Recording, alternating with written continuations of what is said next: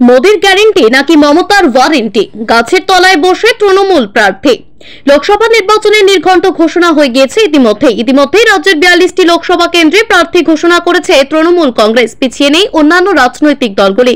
তৃণমূলের মতোই প্রার্থী ঘোষণা করেছে গেরুয়া শিবির। এমনকি আসন সমঝোতার পর প্রার্থী ঘোষণা করা হয়েছে বাম, কংগ্রেস এবং আইএসএফ এর তরফে। আসন্ন লোকসভা নির্বাচনকে সামনে রেখে প্রার্থী ঘোষণার পর থেকে রীতিমতো জোর কদমে কোমর বেঁধে নির্বাচনী প্রচার ময়দানে নেমে পড়েছেন বিভিন্ন রাজনৈতিক দলের প্রার্থী থেকে দলীয় নেতৃত্ব এবং কর্মী সমর্থকেরা। নির্বাচনী প্রচার ময়দানে কেউ কাউকে বিন্দু মাত্র জায়গা ছেড়ে দিতে নারাজ কোন রাজনৈতিক দল, যার কারণে প্রার্থী ঘোষণা হওয়ার পর থেকেই নানান রকম ভাবে জনসংযোগ এবং নির্বাচনী প্রচারে নেমেছেন সকল প্রার্থী এবং দলীয় নেতৃত্ব থেকে কর্মী সমর্থকেরা।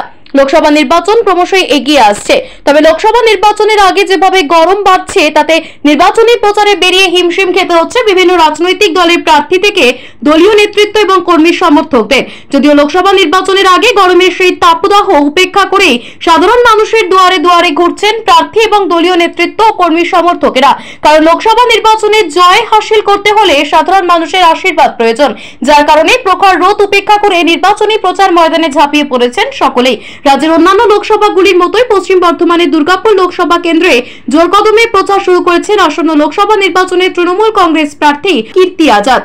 দলীয় নেতৃত্ব এবং কর্মী সমর্থকদের সঙ্গে নিয়ে নির্বাচনী প্রচার ময়দানে কোমর বেঁধে নেমে পড়েছেন তিনি। তবে এই প্রখর রোদে গরমের ঝাঁজ উপেক্ষা করে প্রচারের ফাঁকে গাছের তলায় বিশ্রাম নিতে দেখা যাচ্ছে তৃণমূল প্রার্থীকে।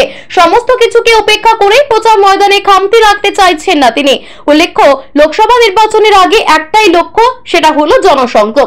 যার কারণে এদিন অতিরিক্ত তাপমাত্রার মাঝেই দলীয় কর্মী সমর্থকদের নিয়ে প্রচারে বেরোলেন পশ্চিম বর্ধমানের দুর্গাপুর লোকসভা কেন্দ্রের তৃণমূল প্রার্থী কীর্তি আজাদ। প্রখর রোদে ক্লান্ত হয়ে পড়লে দলীয় কর্মী সমর্থকদের নিয়ে গাছের তলায় বিশ্রাম নিতে দেখা যাচ্ছে তাকে। সেই ফাঁকে সাধারণ মানুষের সঙ্গে গল্পে মেতে ওঠেন তিনি। লোকসভা নির্বাচনের আগে সকাল থেকে সন্ধ্যা এইভাবেই প্রচার চালাচ্ছেন তিনি। আসন্ন লোকসভা নির্বাচনের আগে এইভাবেই প্রচার ময়দানে লড়াই চালিয়ে যেতে দৃঢ় প্রতিজ্ঞ তৃণমূল প্রার্থী। এদিন কাকসার বিহারের জাটগড়িয়ার মন্দিরে এবং মসজিদে যান তিনি। সেখান থেকেই শুরু করেন নির্বাচনী প্রচারের পদযাত্রা। এই পদযাত্রা শেষে বিহারের শিবপুর হয়ে বাসুদেবপুরে তৃণমূলের 4 শহীদের মূর্তিতে মালা পরান তিনি। এমনকি শহীদদের পরিবারের পাশে থাকার আশ্বাস দেন। নির্বাচনী প্রচারের ফাঁকে রাস্তায় যাওয়ার পথে কখনো গাড়ি থামিয়ে সাধারণ মানুষের সঙ্গে কথা বলতে দেখা যায় তৃণমূল প্রার্থীকে। এলাকার সাধারণ মানুষকে আসন্ন লোকসভা নির্বাচনে জোড়া ফুল চিহ্নে ভোট দেওয়ার জন্য আবেদন জানান দুর্গাপুর লোকসভা কেন্দ্রের তৃণমূল প্রার্থী কীর্তি আজাদ। এরপর কাকসার বনকাটির তেপান্তরে পৌঁছান তৃণমূল প্রার্থী। এদিন প্রচারের পর সংবাদ মাধ্যমের মুখোমুখি হয়ে দুর্গাপুর লোকসভা কেন্দ্রের তৃণমূল প্রার্থী কীর্তি আজাদ বলেন, নরেন্দ্র মোদীর মিথ্যা গ্যারেন্টি সাধারণ মানুষ মানছেন না, মমতা দিদির ওয়ারেন্টিকেই ভরসা করছেন। গরমকে উপেক্ষা করে হাজার হাজার তৃণমূল কর্মীরা মিছিলে পা মেলাচ্ছেন। তবে আসন্ন লোকসভা নির্বাচনে নির্বাচনী প্রচার ময়দানে তৃণমূলের উন্নয়নকে হাতিয়ার করেছেন তৃণমূল প্রার্থী।